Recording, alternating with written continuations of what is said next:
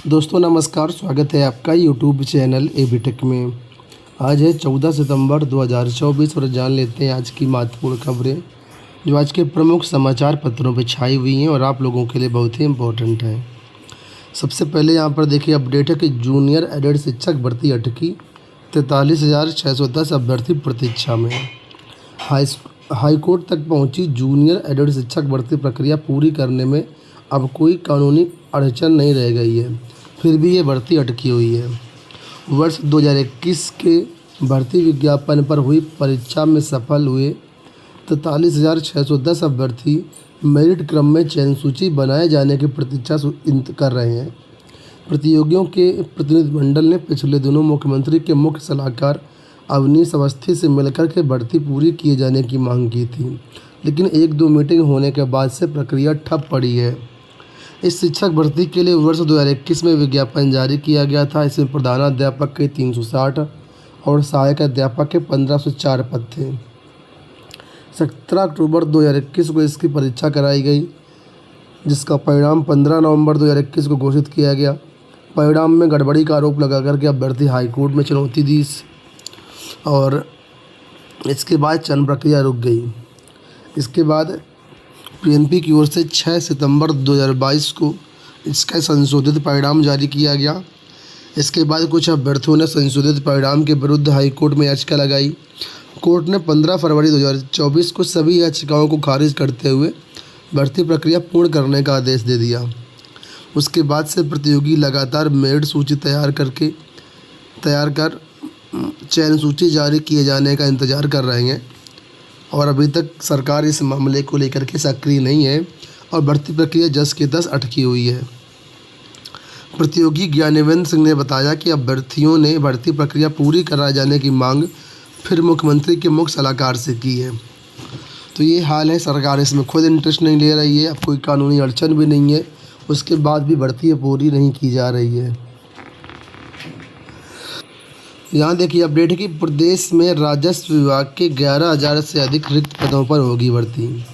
CM योगी ने लेखपाल, राजस्व निरीक्षक, नायब तहसीलदार और लिपिकी संवर्ग के पद भरने को कहा।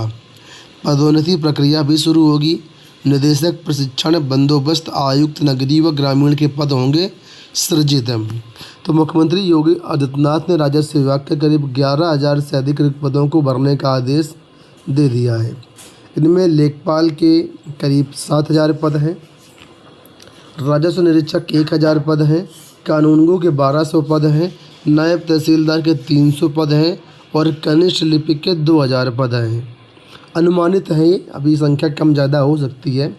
तो इन पदों पर भर्तियों के लिए आदेश दे दिया गया है। अब देख रहे हैं होगा भर्ती प्रक्रिया कितने दिन में शुरू हो पाती है। हालांकि ये डाटा भी अलग अलग समाचार पत्रों में अलग अलग है, ठीक है। तो ये है कि जब आदेश हुआ है तो उम्मीद की जा सकती है कि आने वाले समय में भर्तियां होंगी। आपको बता दें राजस्व विभाग में कुल मिलाकर के 49,077 पद रिक्त हैं, स्वीकृत हैं। इसमें 37,798 पद भरे हुए हैं, शेष 11,279 पद रिक्त हैं। इसके अलावा पिछले दिनों हुई लेखपाल भर्ती में भी चयनित अभ्यर्थियों ने अभी ज्वाइन नहीं किया है। इन पदों के लिए भी नए सिरे से विज्ञापन निकाला जाएगा।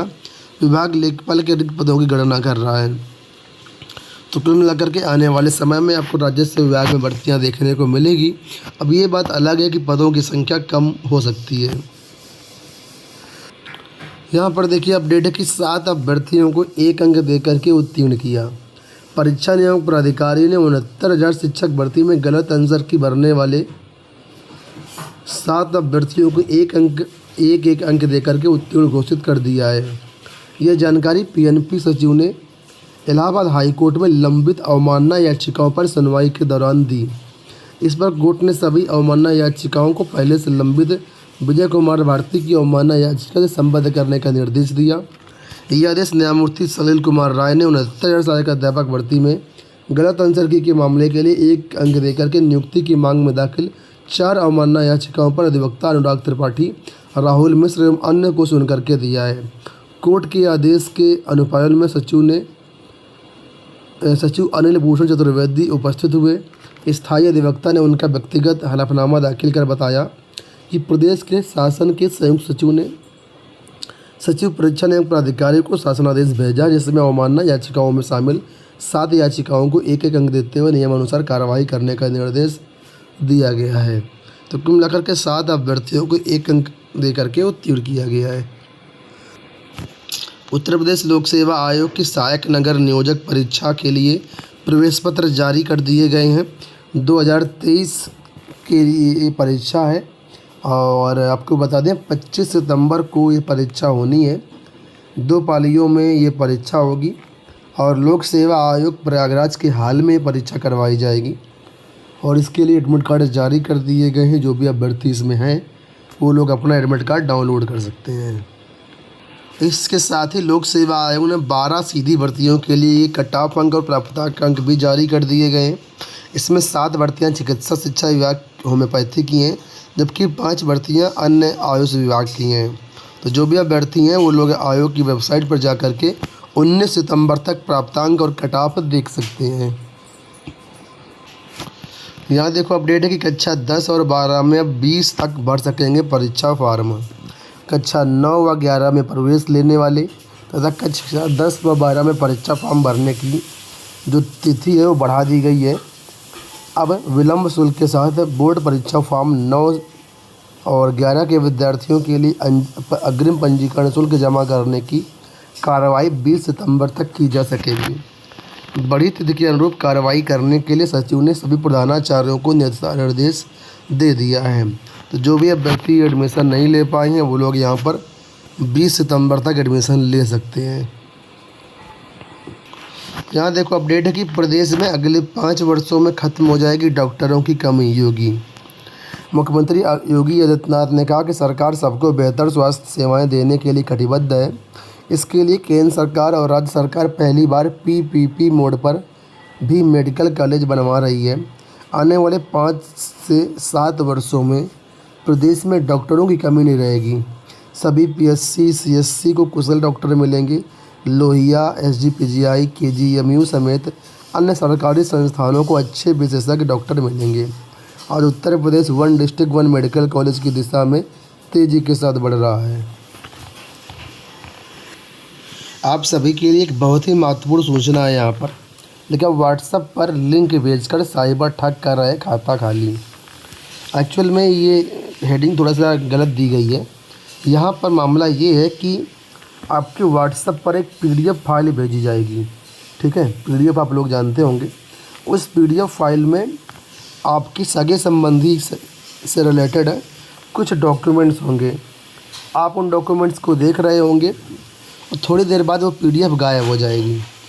उसके बाद आपके व्हाट्सएप आपके फ़ोन का पूरा कंट्रोल वो हैकर के पास चला जाएगा और वहाँ से हैकर आपके बैंक खाते का पूरा बैलेंस खाली कर देगा। अब ये नया मामला इस तरीके का आया है और ये अभी हाल ही में एक केस हुआ है। देखिए लिखा हुआ है बिजली विभाग के अवर अभियंता अमर सिंह के पास।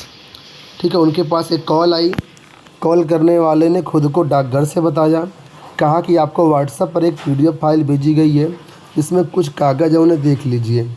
अमर सिंह ने पीडीएफ फाइल खोल करके देखी। उसमें अतुल कुमार निवासी नोएडा के नाम के कागज़ थे। वो पढ़ ही रहे थे कि फ़ाइल व्हाट्सएप से गायब हो गई। 5 मिनट बाद उनके खाते से रुपए निकाले जाने का संदेश मिला। इससे पहले कुछ समझ पाते उतने देर में 10 मिनट के अंदर लगभग 6,46,000 रुपये उनके खाते से निकल गए। तो इस तरीके का ये नया फ्रॉड चला है। अब इसमें एक्चुअल में हो क्या रहा है, जो साइबर एक्सपर्ट हैं वो बताते हैं कि पीडीएफ फाइल जो है एपीके मोड में आपके पास भेजी जाएगी और उसमें जो है लिंक इंसर्ट होते हैं। अब ज़्यादातर लोग समझदार हो गए हैं कि डायरेक्ट लिंक पर वो क्लिक नहीं करते हैं। तो साइबर एक्सपर्ट जो साइबर हैकर हैं वो लोग क्या करते हैं, अब डायरेक्ट लिंक नहीं भेजते हैं, पीडीएफ फाइल के अंदर लिंक एम्बेड करके भेजते हैं। ठीक है, तो जैसे आप पीडीएफ फाइल को खोलेंगे, लिंक के माध्यम से जो एंड्रॉयड ऐप होता है वो डाउनलोड हो जाएगा और उसका पूरा एक्सेस हैकर के पास चला जाएगा और वहाँ से वो खाता खाली कर देंगे। ओटीपी की भी कोई ज़रूरत नहीं पड़ती है। तो एक नया तरीका है, इससे आप लोग बच के रहिएगा। ठीक है, और अनजाने में कोई भी इस तरह के PDF यानी जो आप लोग नहीं जानते जिनको, मत खोलिएगा। ठीक है, धन्यवाद।